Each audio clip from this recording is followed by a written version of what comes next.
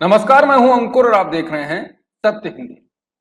आज बात ऐसे विषय पर करने जा रहा हूं जिस विषय पर शायद देश का एक छोटा वर्ग ही जानना चाहता, और अगर अधिक लोग जानना चाहते भी होंगे तो फर्क शायद उन पर फर्क ना पड़ता हो। दरअसल मैं बात कर रहा हूं महंगाई की। और मैं ऐसा इसलिए कह रहा हूं क्योंकि ये सामान्य सी बात है कि जिससे लोग ज्यादा प्रभावित होते हैं उस पर ज्यादा शोर शराबा, ज्यादा चर्चा और ज्यादा हो हल्ला होता है। और अभी जिस प्रकार से बढ़ती महंगाई और बेरोजगारी पर सन्नाटा पसरा हुआ दिख रहा है, उससे लगता है कि ये विषय अब लोगों के लिए काम का नहीं, उतने मायने का नहीं रहा है।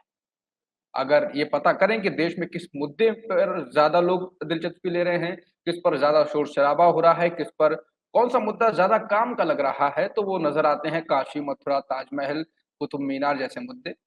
मैं गलत भी हो सकता हूँ, लेकिन ऐसा महसूस हो रहा है। खैर, जो भी हो, मैं अब मुद्दे पर आता हूँ। और मुद्दा ये है कि अप्रैल महीने में थोक महंगाई ने सारे रिकॉर्ड तोड़ दिए हैं। अप्रैल महीने में जो थोक महंगाई का आंकड़ा आया है, वो 3 दशक में सबसे ज़्यादा है। वैसे तो थोक महंगाई का तत्काल सीधा असर आप उपभोक्ताओं पर नहीं पड़ता है, लेकिन बाद में इसका असर खुदरा महंगाई पर पड़ता है। यानी अब जो थोक महंगाई बढ़ी है, उसका देर से ही सही आप पर भी असर पड़ना लाज़मी है।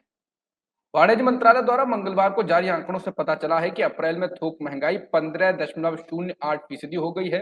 ब्लूमबर्ग की रिपोर्ट के अनुसार इससे ज्यादा महंगाई सितंबर 1991 में थी, जब थोक महंगाई 16.31% के उच्चतम स्तर पर पहुंच गई थी। पिछले महीने यानी मार्च में थोक महंगाई 14.27% थी। थोक महंगाई बढ़ने का कारण सब्जियों, फलों, दूध और ईंधन की कीमतों में बढ़ोतरी। हीट वेव ने फलों, सब्जियों और दूध जैसे खराब होने वाले सामानों की कीमतों में तेजी ला दी है, जिससे प्राइमरी फूड इन्फ्लेशन बढ़ा है। थोक महंगाई सूचकांक यानी कि होलसेल इन्फ्लेशन इंडेक्स अब लगातार 13वें महीने दोहरे डिजिट में रहा है। वास्तव में थोक महंगाई एक साल में दोगुनी हो चुकी है। मार्च 2021 की अगर बात करें तो ये सिर्फ 7.89% थी।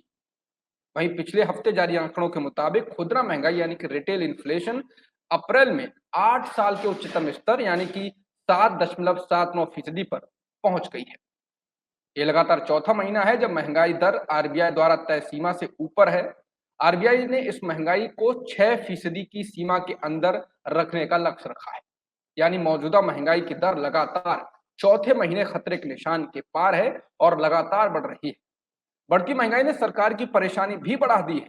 इसलिए रिजर्व बैंक ने हाल ही में अचानक रेपो दर बढ़ाने का फैसला कर लिया। आरबीआई के गवर्नर शक्तिकांत दास ने 4 मई को कहा था कि रेपो रेट बढ़ाकर अब 4.40 करने का फैसला 2 से 4 मई के बीच हुई एक अहम बैठक में लिया गया। उन्होंने कहा था ये फैसला बढ़ती महंगाई, दुनिया भर में चल रहे राजनीतिक तनाव, कच्चे तेल की कीमतों में बढ़ोतरी और वैश्विक स्तर पर वस्तुओं की कमी की वजह से लिया गया है।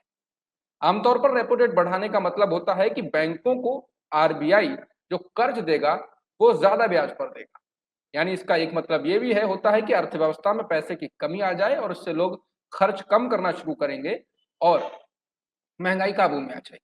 सरकार ने भले ही विकास दर से समझौता करते हुए महंगाई को काबू में करने की तरकीब निकाली हो, लेकिन इसका सीधा असर भी लोगों पर पड़ेगा। रेपो रेट बढ़ने का मतलब ये भी है कि ईएमआई महंगी हो गई है, बैंकों ने ब्याज दरें बढ़ा दी हैं। थोक महंगाई दर रिकॉर्ड स्तर पर पहुंचने का मतलब है कि फिर से रेपो दर बढ़ाई जा सकती है। अब जब आरबीआई अगली मौद्रिक नीति की बैठक करेगा तो जून में रेपो रेट में फिर बढ़ोतरी की आशंका कहें या संभावना कहें, वो दिखाई दे रही है। तो ये तो थी आज की खबर, महंगाई की खबर है। शायद ही इस खबर को देखते हैं कहाँ तक पहुँचती है। बाकी आप खबरों के लिए बने रहिए सत्य हिंदी के साथ। सत्य हिंदी का ऐप डाउनलोड करें गूगल प्ले स्टोर पर।